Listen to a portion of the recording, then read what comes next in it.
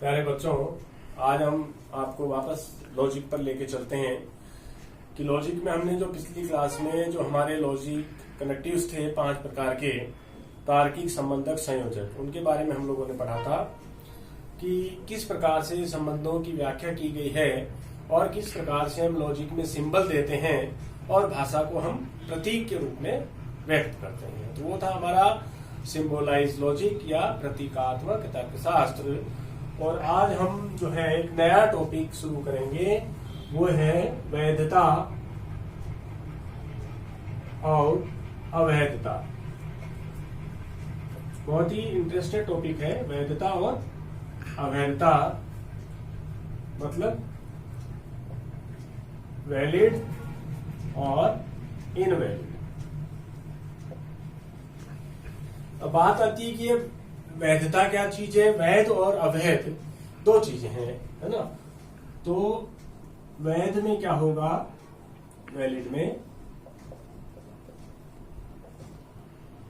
कि यदि आधार वाक्य सत्य हैं, किसी भी युक्ति के दोनों आधार वाक्य सत्य हैं और निष्कर्ष भी सत्य है, तो दी गई युक्ति वैध होगी। किस प्रकार से कि आधार वाक्य सत्य है बराबर निष्कर्ष भी सत्य है। ये आधार वाक्य, ये भी आधार वाक्य और ये निष्कर्ष, ठीक है ना। तो आधार वाक्य, दोनों आधार वाक्य सत्य हैं और कंक्लूजन अर्थात निष्कर्ष भी सत्य आता है, तो वो युक्ति वैलिड होगी। क्लियर। इसी प्रकार से दूसरा है अवैध या इनवैलिड,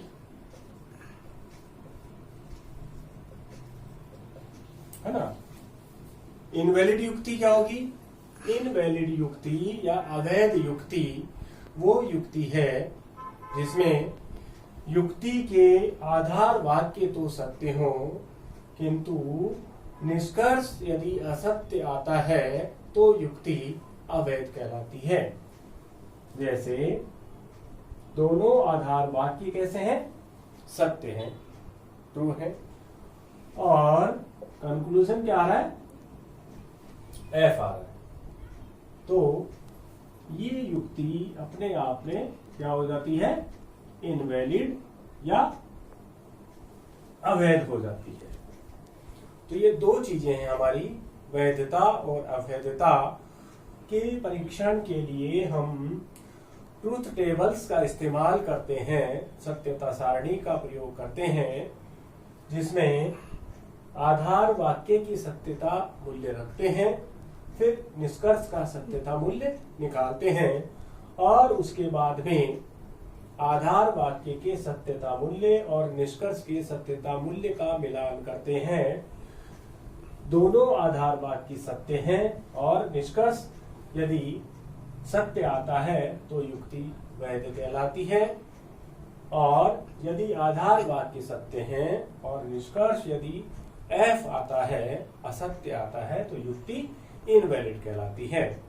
ये दोनों चीजें, इनकी आप जो है ये परिभाषा याद कर लीजिए। जब तक आपको ये दोनों चीजें क्लियर नहीं होंगी कि वैध कब होता है और अवैध कब होता है, इनको जाने बिना हम इसके प्रश्नों को हम हल नहीं कर पाएंगे। तो आप इनको जो है बिल्कुल इनको दिमाग में बिठा लीजिए, वैधता और अवैधता क्या होती है। बच्चों, अभी ये जो मैंने बताया आप लोगों को कि वैधता और अवैधता का निर्धारण किस प्रकार से किया जाता है, सत्यता सारणी अर्थात ट्रूथ टेबल का प्रयोग करते हुए वैलिडिटी और इनवैलिडिटी को हम कैसे निकालेंगे, ये देखना। इसके लिए हम एक क्वेश्चन करते हैं, है ना। तो उससे आपको पता लग जाएगा कि दिया गया जो क्वेश्चन है वो वैलिड है या इनवैलिड है।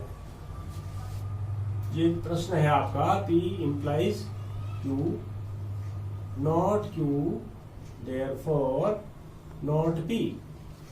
इस प्रकार से आपको क्वेश्चन देगा वो, है ना। इसमें क्या होगा, दो तो आधार वाक्य होंगे और ये निष्कर्ष होगा, ये दोनों आधार वाक्य। ये भी आधार वाक्य, ठीक है, और ये हमारा ये निष्कर्ष होगा, ठीक है।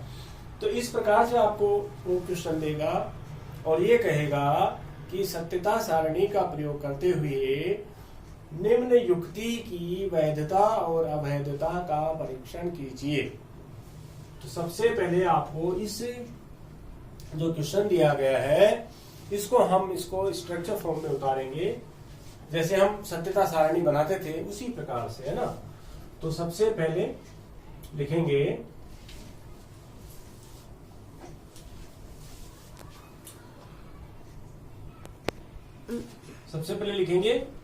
क्योंकि यहां पर दो ही पद हैं, P है और Q है, दो पद हैं, तो पहले P फिर Q फिर P implies Q फिर नॉट Q और फिर नॉट P, ये हमारा निष्कर्ष नॉट P, ठीक है। पहला आधार वाक्य ये P implies Q, दूसरा आधार वाक्य नॉट Q, 2 नंबर, पहला आधार वाक्य, दूसरा आधार वाक्य और फिर है निष्कर्ष। ये हमारा वही सत्यता सारणी की तरह इसको हम टेबल बना देंगे। P में आपको पता है कि जब दो पद होते हैं तो किस प्रकार से टेबल बनेगी, 2 गुणा 2 बराबर 4, 4 स्टेप्स बनेगी। पहले P में 2 सत्य की बनेगी और 2 असत्य बनेगी। Q के अंदर एक सत्य की, दूसरी असत्य, एक सत्य दूसरी असत्य, ठीक है ना। फिर इम्प्लीकेशन निकालेंगे। इम्प्लीकेशन में हेतुमान, जिसमें मैंने आप लोगों को बताया था कि TF आने पर ही F आता है, बाकी सभी स्थितियों में सत्यता मूल्य सत्य आएगा। तो P implies Q, केवल ये स्थिति है TF बराबर F लिख देंगे, बाकी सभी में सत्यता मूल्य सत्य आएगा, ठीक है। फिर कह रहा है नॉट Q। नॉट Q में क्या करेंगे, Q की जो वैल्यूज हैं इनका बिल्कुल उल्टा रख देंगे। उल्टा का मतलब यदि T है तो नॉट Q F हो जाएगा, यदि F है नॉट Q T हो जाएगा, यदि ये T है F हो जाएगा, यदि ये F है तो T हो जाएगा। मतलब Q की जो वैल्यूज हैं नॉट Q में उन Q की वैल्यूज को बिल्कुल उल्टा रख देंगे, अपोजिट कर देंगे। T है तो F और F है तो T। अब निकालना है कंक्लूजन को, कंक्लूजन है नॉट P। नॉट P में भी वही करेंगे कि जो P की वैल्यूज रखी हुई हैं इन P की वैल्यूज का बिल्कुल अपोजिट कर देंगे। T है F हो जाएगा, T है F हो जाएगा, फिर F है तो T हो जाएगा और फिर F है तो T हो जाएगा। ये हमारा पूरा सत्यता सारणी तैयार है। अब हम इस वैधता और अवैधता का इसमें निर्धारण करेंगे, मिलान करेंगे। किस किस का मिलान, आधार वाक्य दोनों और निष्कर्ष का। आधार वाक्य सत्य है, दूसरा आधार वाक्य असत्य आ जाता है तो उसको नहीं देखना है। फिर इसमें आधार वाक्य असत्य आ रहा है, इसको नहीं देखना। फिर इसमें एक सत्य है और दूसरा आधार वाक्य असत्य, इसको भी नहीं देखना। आधार वाक्य में जहां कहीं भी F आता है उसका हमें कंक्लूजन से मिलान नहीं करना। फिर नीचे वाली स्थिति देखिए, पहला आधार वाक्य T है, दूसरा आधार वाक्य T है और निष्कर्ष भी T आ रहा है, ठीक है ना। तो ये स्थिति अगर आपको याद हो, इससे पूर्व जब हमने बताया था कि दोनों आधार वाक्य सत्य हैं और कंक्लूजन भी सत्य आता है, तो ऐसी युक्ति क्या कहलाती है, वैलिड युक्ति कहलाती है, वैध युक्ति कहलाती है। कि जहां पर दोनों आधार वाक्य सत्य हो और कंक्लूजन भी सत्य हो तो ऐसी युक्ति वैलिड होती है। और ऐसी जो स्थिति है वो यहाँ आ रही है कि दोनों आधार वाक्य नंबर 1, आधार वाक्य नंबर 2 दोनों सत्य हैं और निष्कर्ष भी सत्य, दी गई युक्ति वैध है। तो बच्चों इस प्रकार से आपको इस वैधता और अवैधता का परीक्षण करना है। आज केवल यही प्रश्न करेंगे, इसको समझेंगे। धन्यवाद।